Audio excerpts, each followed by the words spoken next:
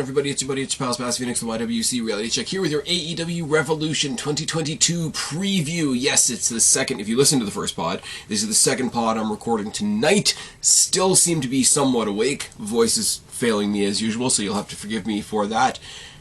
And Jesus Christ, guys, this card. There's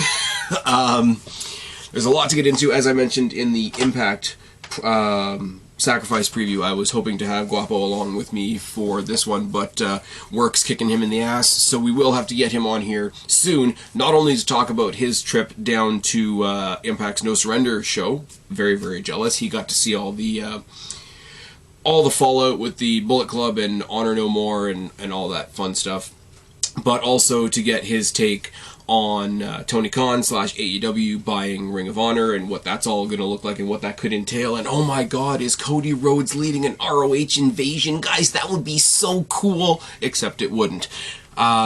We will do that at a later date. As I mentioned in the previous pod, I'm not really going to talk to that much myself. Not really ever been a Ring of Honor fan, so it would be a very shallow conversation on my part. And we really, really do have a lot to talk about on this card, so adding in any additional stuff would make me lose my breath, and after this I still have to talk about NXT.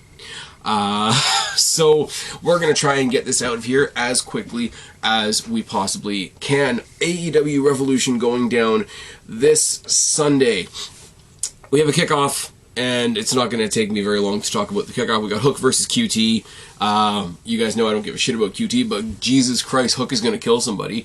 I'm ready for Hook to not have squash matches. I know he's sort of like being like the dude on Rampage and sort of destroying everybody, but I'm ready for him to actually settle down and have a feud, if that makes sense. It would be really cool to see him like break away from his dad, because I would love to see him have matches with Ricky Starks, because I think the contrast in attitude, maybe see Hook walk away from Team Taz with the FTW Championship. I think there's a really cool story you could tell there. I'm talking about Hook in general because I don't care about a match with QT Marshall. QT Marshall is a jobber, and Hook should be on the show. If Hook was facing anybody else, I'd be advocating for Hook to actually be on the card and not on the kickoff, because like I said, I really enjoy Hook and what he's doing, and he's probably, like, other than the Pillars, other than the Chris Statlanders and the Britt Bakers and all those type of people, and obviously the main eventers are the main eventers. I'm not going to pretend that they're not. But he is something I look forward to seeing in the wrestling week in AEW. So I hope they realize that. I hope they don't let it jump the shark, and I hope he gets something really cool really soon and not be on the kickoff. Another person I would love to see not on the kickoff, back in the title picture, and yeah, we'll talk about the TBS title picture later on, but I'd throw her in the TBS title picture because anybody is better than Jade Cargill. Oh yes. But Chris Statlander, I can speak, I swear, this does not bode well. I have another pod to do after this one. Chris Statlander taking on Layla Hirsch, and this is just sort of a thing that's fallen out, and Layla Hirsch is really fun to watch in the ring, but I don't really care much about her as a character. And Chris Statlander's a lot of fun, really, really great in the ring, and not hard to look at either. She promised in a promo on this week's Dynamite that we're going to see a different side of Chris Statlander. So I'm really amused at the possibility of seeing like a darker side of the alien, which is absolutely a ridiculous sentence to say in a wrestling context, but I love it. Talking about the silly stuff in general, whether it's on AEW, whether it's in WWE, whether it's, Impact, whether it's Destiny, whether it's NXT, love me the funny stuff. Like, I've always said that, the people that are like, oh, AEW's the serious wrestling company, they don't do silly stuff like WWE, and then I'm like, yeah, but they've got a dinosaur and an alien, and they're the two of the most over characters on the show. Now, people think I'm shitting on AEW when I say that. I'm not. Like, you need to have silly shit. Like, it's literally the why not both kid meme. Like, you can have your hardcore wrestling, you can have your 5-star classics in the Tokyo Dome, brother, and you can have your silly shit. The House of Black is another great highlight of the show. Surprised that they're not on this, unless they're going to get involved in something else. We don't have Death Triangle, any members of Death Triangle, or any members of the House of Black on this card, which I'm just realizing now as I look at my notes, because I'm special. Chris Statlander versus Layla Hirsch is going to be a great match. I will keep saying this. I know it's not going to happen because they're in opposing companies, but I would really love to see Layla Hirsch versus Ivy Nile. I think they would beat the crap out of each other. Chris Statlander is going to be doing something fun again soon. I hope she's got the association with the Best Friends, Chaos, whatever they're calling themselves, that group that just keeps growing. Because who is it now? It's Chucky, Trent, Orange Cassidy, Wheeler Yuta, Danhausen, and Chris Statlander. Like, that group has to do something eventually. Like, they are more over than the Dark Order, I would say. No, I know that's sacrilege, it's fine. You know, R.I.P. Brody Lee and all that kind of thing. But they are more over than the Dark Order, and they're not in any title contention for... I mean, Orange Cassidy is, we'll talk about that in a second, but I don't think he's winning. Yeah, Hook goes over QT, Chris Statlander goes over Layla Hirsch, and then we get into the card itself. There's one match in this entire card that I could not give a shit about, and it's the Tornado Trios match. Andrade, Matt Hardy, and Isaiah Cassidy taking on Darby, Sting, and Sammy Guevara. Now, I will say, recording this on Thursday. Rampage hasn't happened yet. I know there's an Andrade versus Sammy versus Darby match happening on Rampage. I don't know who the champion is going into this, but either way, the TNT Championship is not being defended on this card. I would have done it the other way. I don't care about this tag match at all. I would have thrown this on Rampage. I would have thrown the triple threat on the card, because you've got a ladder match that we're going to talk about later on that is going to determine the next challenger for that title. That title needs to be shown in a more prominent way on the show. I'm going to guess, because you've got a champion that you need to keep strong for that next challenger, because Darby is one of the most over things in AEW, and because Sting is Sting, that the faces are going to win. Now, on the other side of the coin, you've got Andrade and Matt Hardy, who have issues. Andrade, everybody says, and I kind of agree, Andrade is going to take over the Andrade Hardy family office, and Hardy's going to go face again just in time for Jeff to show up. And the way they've made me not give a shit about Matt Hardy is kind of criminal, and it makes me kind of worried for Jeff Hardy coming into AEW. Now, I haven't said that in a long time. Everybody else that's come over to AEW, I begrudgingly admit, has been treated fantastically, has been treated like a star, been treated like a main event. Like, let's just run it down. Like Jericho, Cole, Bryan, Keith Lee, Mox, like, they're all treated, but like, they've contrived to make me not give a single fuck about Matt Hardy. And that, if you know me, and I know I drill this point down a lot, you'd have to know how long I've been a Hardy Boys fan to know how impactful it is for me to not give a shit about a Matt Hardy or a Hardy Boys thing. Apparently they reached out to Lita as well, and then she said, no, fuck that, I'm going to go to the Rumble, I'm going to go to the Chamber and have a title match instead. I don't know, the faces win, whatever. Another case where I really, really, really hope the face wins, because anybody is better than Jade Cargill. Tay Conti has stepped up to Jade Cargill and basically said, I want that bitch strap. Everything about Jade Cargill is terrible. She's Ryback.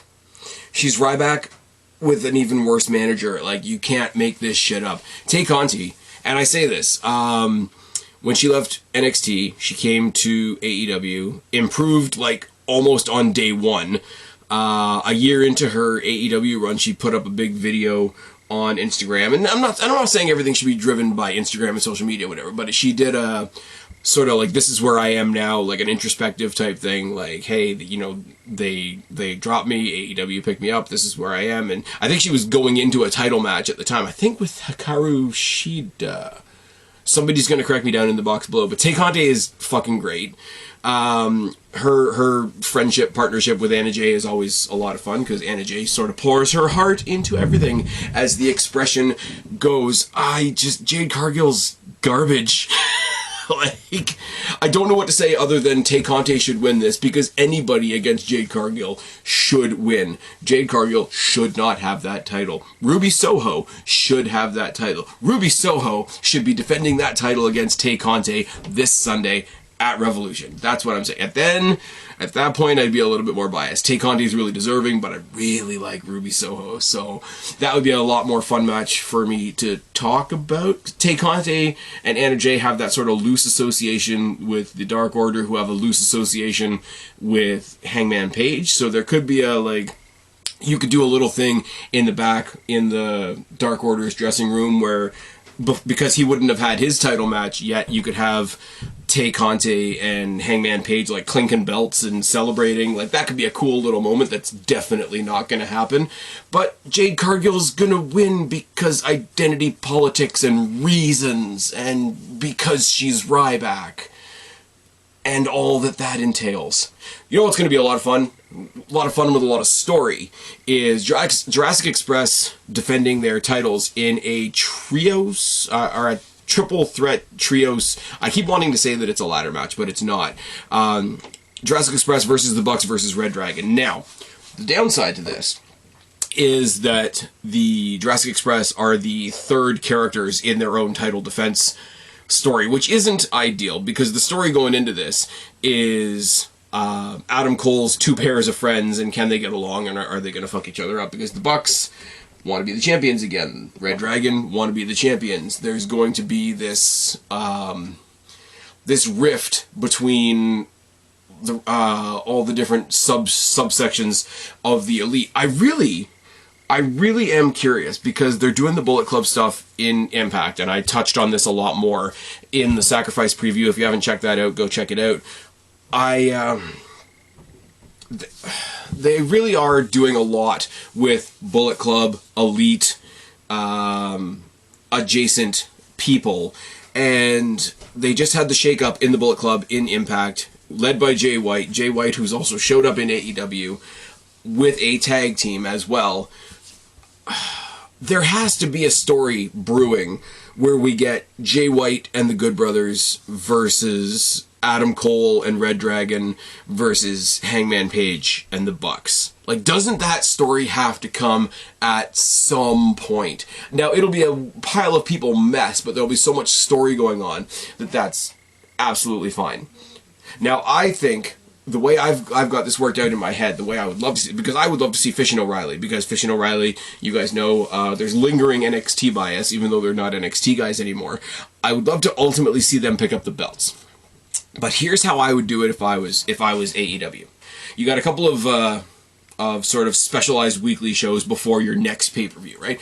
So Jurassic Express are, like I say, the third characters in their own triple threat match. So I'd have Jurassic Express retain here, because the Bucks and Red Dragon are so petty towards each other that they keep getting in each other's way, and Jurassic Express steals one. Now, that doesn't make Jurassic Express look incredibly great, but what you do is you build the intensity between the Bucks and Red Dragon, because both of them cost the other ones their shots at the title. So what you do at their next, whatever their next special Wednesday event is you have the Bucks versus Red Dragon round 1 as a number 1 contenders match for a second shot at Jurassic Express, 2-on-2, not 2-on-2-on-2. You have the Bucks win that.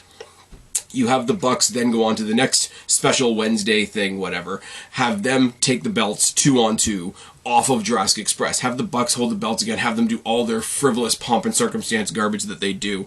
And then at the next proper pay-per-view, you bring this feud back to an apex. Get Red Dragon back up into number 1 contendership the proper way through the ranking system and whatever. Have them sort of tap them on the shoulder a couple weeks before the pay-per-view hits. Say, yeah, it's us again. Have Red Dragon beat the Bucks for the titles at that show. Now you get four very different matches out of that, because you see them go head-to-head in this triple threat match, then you see them go head-to-head for the number 1 contendership, then you see them fail, then you see the Bucks succeed based on their failure, and then you see Red Dragon loop around at the end and get the good, if you want to put it that way. You get 4 very unique, very individual matches with 4 very unique, very individual stories out of the same 4 guys, and I think it would be absolutely fantastic. Some long-term storytelling on the Spaz Phoenix podcast. There you go. Now, Is that what's actually going to happen? I think they're going to jump the shark, and I think the belts are going to go on Red Dragon on Sunday, which I don't hate, but you could tell a longer story, and it feels a bit rushed. That's all I'm going to say. If Jurassic Express just go in there and legitimately beat both of them and retain, that will be the biggest surprise of the night, because Jurassic Express at some point, and I hate to say this because it always sounds like I'm shitting on Luchasaurus. I'm not. Luchasaurus is fucking great. He's a fucking dinosaur that wrestles. It's awesome.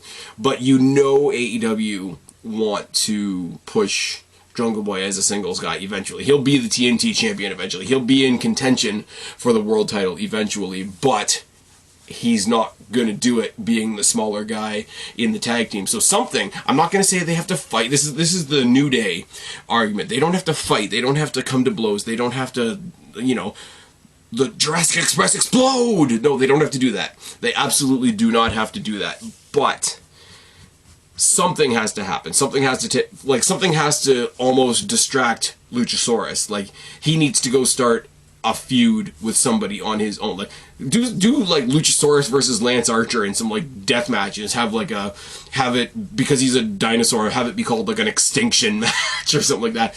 And then while Luchasaurus has gone off in a different way, you get Jungle Boy doing more single stuff. I don't think you get any of that out of this match tonight, because I don't think, although Jurassic Express are awesome, they have great matches, I'm happy to see them as champions, I don't think their title reign has been as focused on by AEW as you would think from the company who basically said we're going to come in and revive tag team wrestling. So anyways, there's a few ideas for where I think they could go.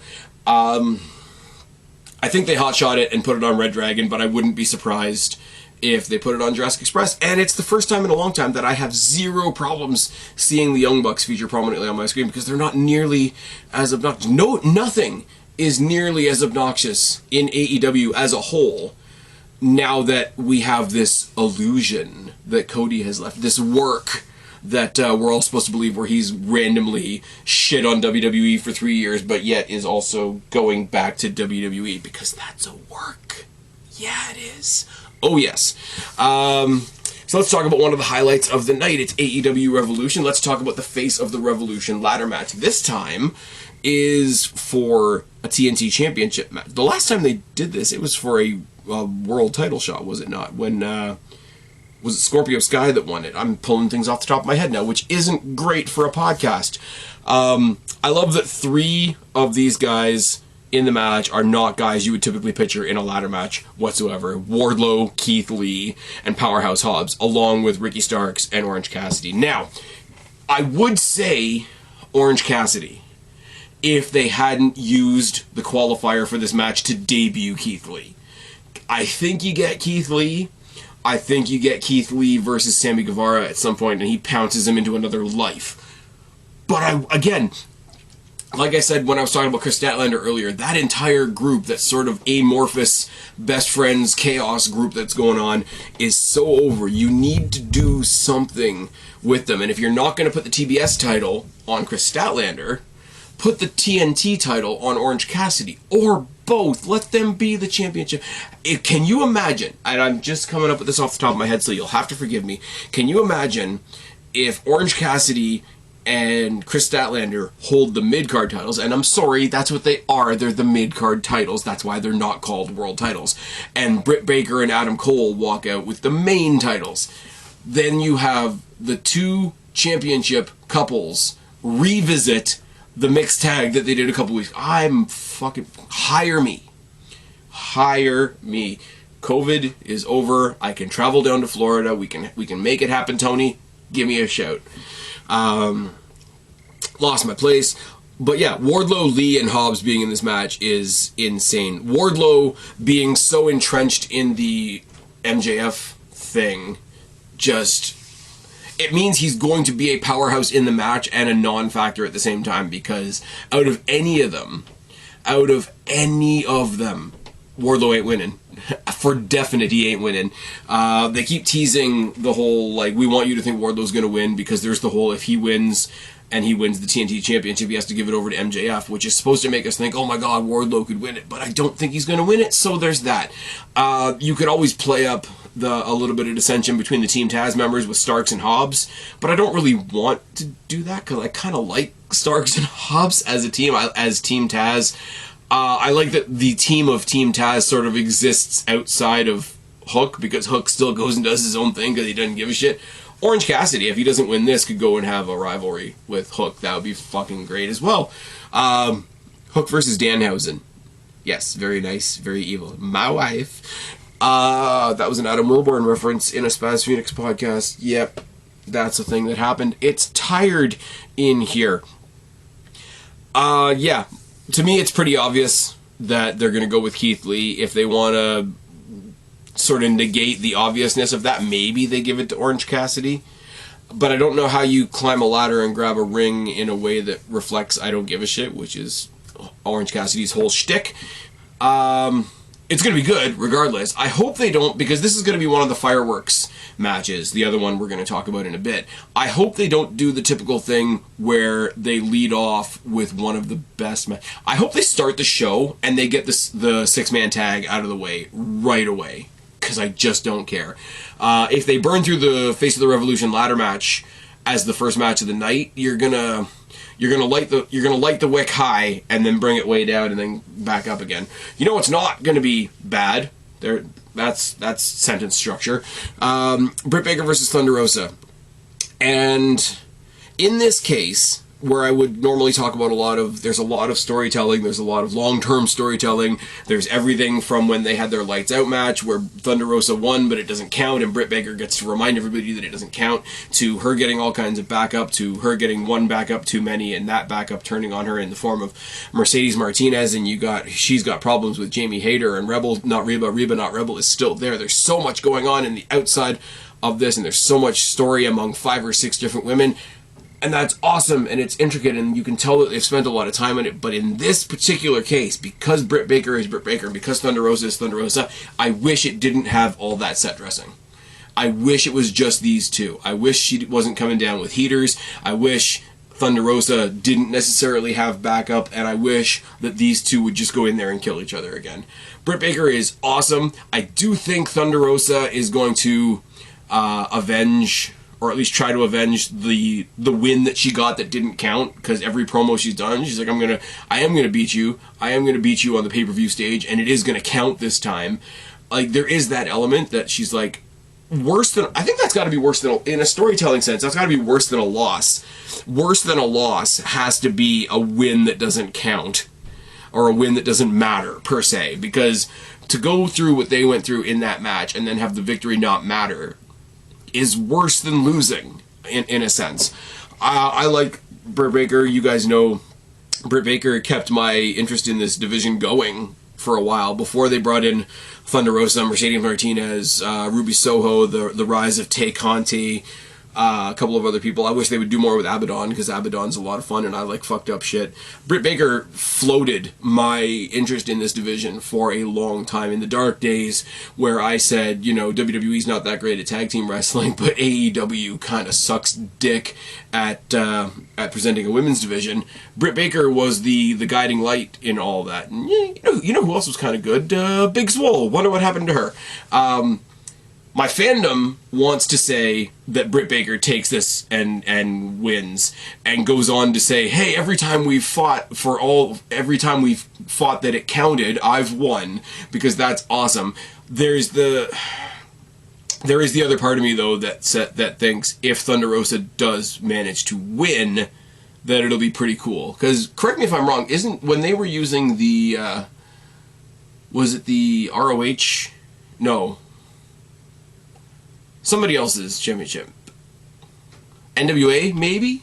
The NWA Women's Championship, or whatever other championship they brought in for a little bit that was brought in by Thunder Rosa. She brought another title into the company on her waist so that the women's division would have something else to do. So it would be a cool thank you, a cool recognition in that regard to strap her up eventually. Especially because she's just fucking good, too. Like, again, I'm gonna say Ruby Soho not being anywhere on this card bums me out. I went on a diatribe in my last pod about Deonna Purrazzo not being on the Impact Sacrifice card, even though she's carrying the Reina de Reyes and ROH Women's Championships, because her being on the card changes the card. Ruby Soho has that same effect on an AEW card, so the fact that there are 2 women's matches, 3 women's matches on this card, and she's not in any of them, is a bit of a bummer. It's a bit of a loss, it's a bit of a fail on their part, in my opinion. But now we get to, to use WWE terminology, the 4 main events. Bryan Danielson versus Jon Moxley. And considering the hardcore match we have coming up later on, I hope it's not too much in a way so that they don't steal heat from each other. But Bryan Danielson and Jon Moxley are going to kill each other. They've built up this story where Moxley wants to chew up anything in front of him. Danielson's sort of being a bit manipulative, but also putting ideas in everybody's head that they like. But him wanting to create this sort of Dragon's Dojo type thing with Moxley. And rumor has it, Cesaro and Eddie Kingston are going to get involved in this as well. The idea that Bryan Danielson wants to team with him, Jon Moxley says we have to fight first. I want Moxley to win because Mox has had some stuff. Mox is kind of like Drew McIntyre and Asuka and Bayley and a couple of other people in the WWE, in the sense of he really was one of the headliners, the hood ornaments that carried us all as wrestling fans through the COVID era. So it makes me want the world for him in that regard. But also, it's fucking Mox. He is the Stone Cold Steve Austin of AEW. And you always want him to have something. And Bryan Danielson being a little bit of a wiener, being a little bit of a manipulative twit, should fall to that. Like, should fall to the Austin of this company. But also, what Bryan Danielson posits to Moxley is way too interesting a prospect for me as a wrestling fan to ignore. The idea of them being a team, the idea of them being a team and leading a faction and not only recruiting but training others in their image. When they mention guys like Daniel Garcia, like Wheeler Yuta, when you hear the rumors of them bringing along guys like Eddie Kingston and possibly Cesaro, it's the heel getting his way, but it's a way of making the crowd sort of want the heel to get his way. So I think the happy compromise is Jon Moxley beats the ever-loving shit out of him. Probably in storyline takes advantage of the head and neck issues that we know of with Bryan Danielson, and that's how you explain the weakness. But maybe he wins and he says, okay, let's give it a shot anyway. Because Moxley isn't exactly a Snow White babyface. He's on the right side of things most of the time, but he's the anti-hero Punisher type of heel. He's not John Cena, for lack of a better term, and Bryan Danielson is one of those heels that goes by the rule of the heel always gets you best by telling the truth. And it's like, yeah, Moxley might not want to team with you, but everything you're saying is cool. So Moxley wins, but Danielson earns his respect in the process, and Bryan Danielson and Jon Moxley decide to go make Luchasaurus extinct and take those tag titles. Wouldn't hurt my feelings. You guys know this time last year I was saying Moxley and Kingston should do that, but Kingston has a bunch of other associations now as well. Like there's the stuff with him and Santana and Ortiz, which brings us to the Chris Jericho Eddie Kingston match, which is so cliche. I mean, I like Eddie Kingston. Eddie Kingston comes across as real as it gets. But because he's as real as it gets, Jericho's being as fake as it gets. And they're doing what I can't stand, what is way overdone in AEW when they're taking their shots at WWE. Oh, well, I'm a wrestler, you're just a sports entertainer. But Jericho's leaning into that so fucking hard that it's hilarious. And, what's a babyface? What's a promo? Why are there guards here? This is ridiculous. Why don't we just fight? Why do we need to come out and talk about it first? Like, cutting down the staples and the tent poles of like how wrestling stories go together is a lot of fun. Now, Jericho's Jericho and Eddie Kingston is Eddie Kingston, and I don't think this is going to be a pretty match at all. I don't think not to be a dickhead about it, but I think as long as the character work is there, this match doesn't even need to be good. Which is funny to say because I don't think it will be bad. Eddie Kingston is a brawler, and it's kind of hard to fuck that shit up. And Chris Jericho is a chameleon. Like, he can do pretty much anything. He fucked up a lion salt once, and then like perfected it again just as a fuck you to the fans for calling him out on it. So it's not like there's much Chris Jericho can't do. Much as this will piss most people off at, because I don't think a lot of people will agree with me. I hope Chris Jericho wins. I hope Chris Jericho wins and sends Eddie Kingston over the edge, which means Eddie Kingston and Proud and Powerful go and join the Bryan Danielson, Jon Moxley dojo, and you just get this roaming mob of like killers within AEW. I think that's a cool story I just made up in my head. All right. Okay. Let's talk about the feud that Hangman Page and Kenny Omega thinks it was. And I'm talking about CM Punk versus MJF. The promo that MJF cut a week and a half ago about being bullied and CM Punk turned his back on me because the only thing keeping me going was going to that autograph signing where I got that picture with him that everybody's seen now, and it was the only thing that distracted me from going to school and having all these kids pick on me for being Jewish and throwing quarters at me and shit. I'm not laughing at that because I think it's funny by any stretch of the imagination, but it's just the MJF promo. Even though we all knew it was garbage, we all knew exactly where it was going to go. It still managed to be awesome despite that. It still managed to make us almost want to believe it. And after last week, I thought, well, the magic of this, even though he's like the best heel in wrestling right now, the magic of this is he could go babyface off that promo. But he's not going to go babyface because it's fucking MJF and he's the best heel in wrestling right now. So the other two ways you go with that are, it's a lie, it's total bullshit, it's just to manipulate CM Punk and get him off his guard. Or it is true, and that's what he uses to justify every single bad, dastardly thing he's going to do to CM Punk on Sunday. And basically you treat it like a comic book villain's origin story type of idea. I think they've sort of done a bit of all of those things. Punk coming out this week, and they had the hug, and it was exactly who was it? Jericho and Shawn Michaels when they fought, and it was mentor versus fan, and they had the hug at the end that ended with the low blow and the nut shot and all that kind of thing. That much was expected. As soon as they hugged, all the wrestling fans were like, yeah, kick him in the nuts, because that's where it's going to go. But the beatdown afterwards with the ring, presented by Wardlow, because we're still telling that story. And then he quotes the famous CM Punk speech from his ROH days, which I'm not familiar with, but I've seen clips of that speech, the old man and the snake. There's another one too that he does with the scorpion as well, the frog and the scorpion, which is also really good. But CM Punk basically hung up in the dog collar by Shawn Spears while MJF smears his blood all over his face because he cut him open with the ring. They're both wearing the white shirts, which I think is great as well. AEW, I will say, does love to foreshadow their stuff. Everybody comes out in white when you know it's going to be a bloody thing. Or if you're just Bryan Danielson, you want to make an anti-merchandise statement, which I think is kind of ridiculous.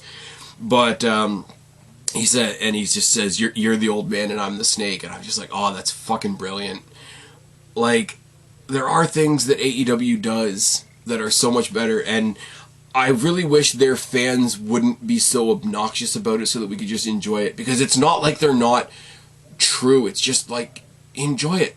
Talk about how great it is, and like, this is fucking great. This is poetry. When they went into the bullying thing a week and a half ago, and specifically the the cultural mistreatment and the religious mistreatment of him for being specifically for being Jewish, but not only that, but like being hazed on a sports team and all that sort of thing. And you start talking about some real shit, and it is one of those things that makes you think like, yeah, like wrestling can make, like, even if he's lying at that point, you're still tapping into, like Punk said this week, even if he's lying, he is talking about what's somebody watching that show is dealing with that day. And like, not to be completely cheesy, but like wrestling can make you feel stuff. And I came out of that promo not only being like, yeah, he's talking bullshit, but I don't care, but also hats off to him and hats off to AEW, because a couple of times in that promo I was like, wow, they really went there. And there's depth and there's layers and all that kind of thing. And all this to say that CM Punk as not to borrow a NXT term, but CM Punk playing a really good sort of grizzled young veteran, grizzled old veteran character to MJF's rising, absolutely psychopathic heel, is to get where we are now, to him casting him off at the beginning and just calling him the less famous Miz. They've done a lot in such a small amount and I know I'm rambling, and those of you that are used to what my podcasts are like will forgive me at this point. This is why I need a co-host. But they've come so far in such a short amount of time. They've done so much I'm sorry for the AEW Day One True Blue loyalists.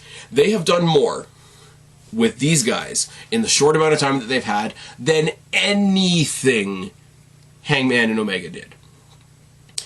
And I'm saying within AEW. I'm not saying whatever knowledge you carry about those guys from Japan or from ROH or from the Indies or whatever, but I'm saying Omega Hangman, as it exists as an AEW story, which was basically like, I beat the crap out of you, you went and got drunk with your friends for a while, and then you came back and got the title off me because I'm injured.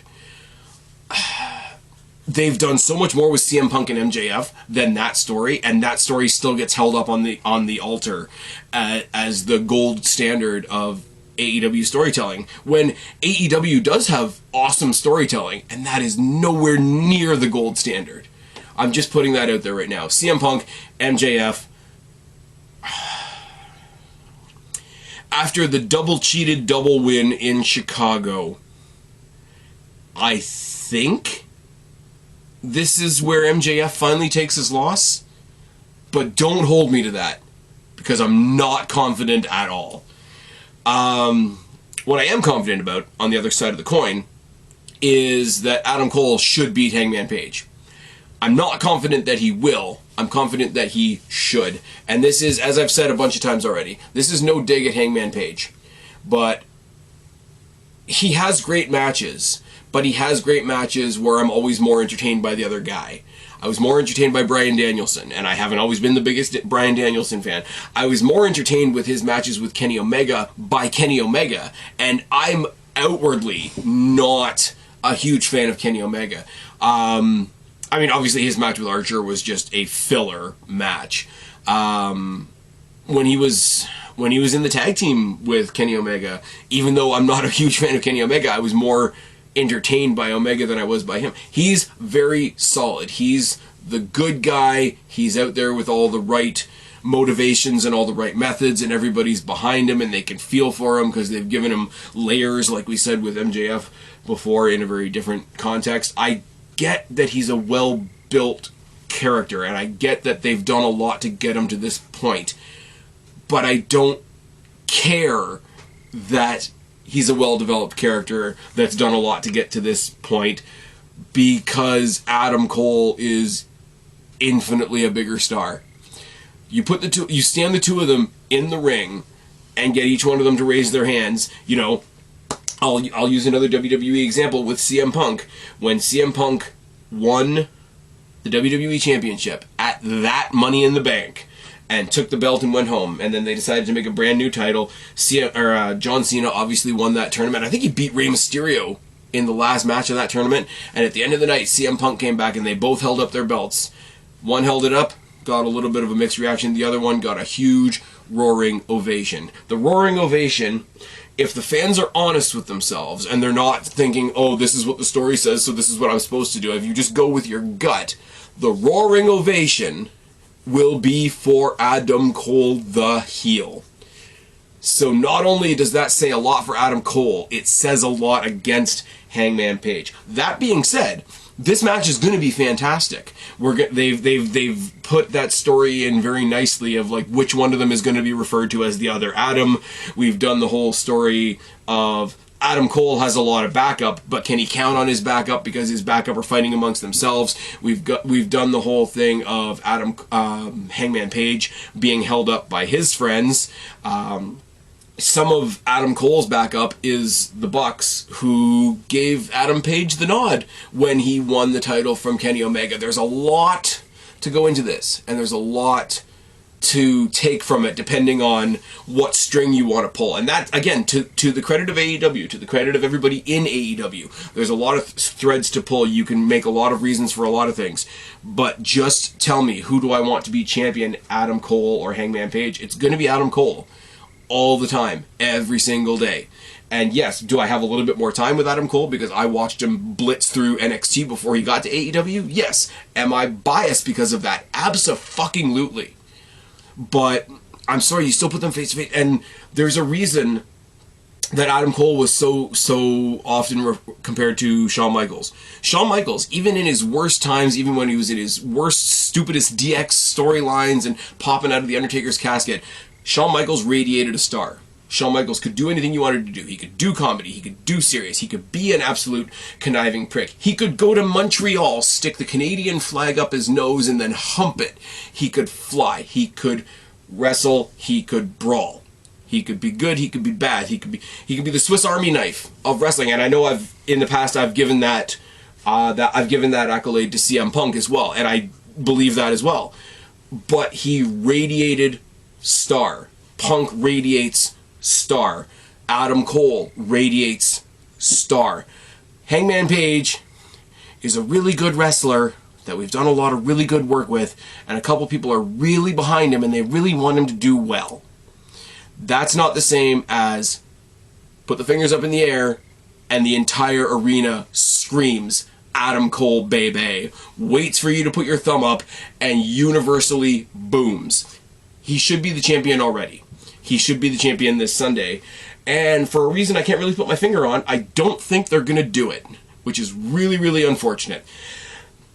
So, as I cough my lungs out and decide that I'm going to record my third pod on another night because I've got no voice left, I'm going to run down the card once again. Hook's going to beat QT, and I'm not really going to care. Chris Statlander is going to beat Layla Hirsch, and we're possibly getting the Dark Alien, which is fine. We're going to have a 6-man tag that nobody cares about. Tay Conte should beat Jade Cargill and probably won't.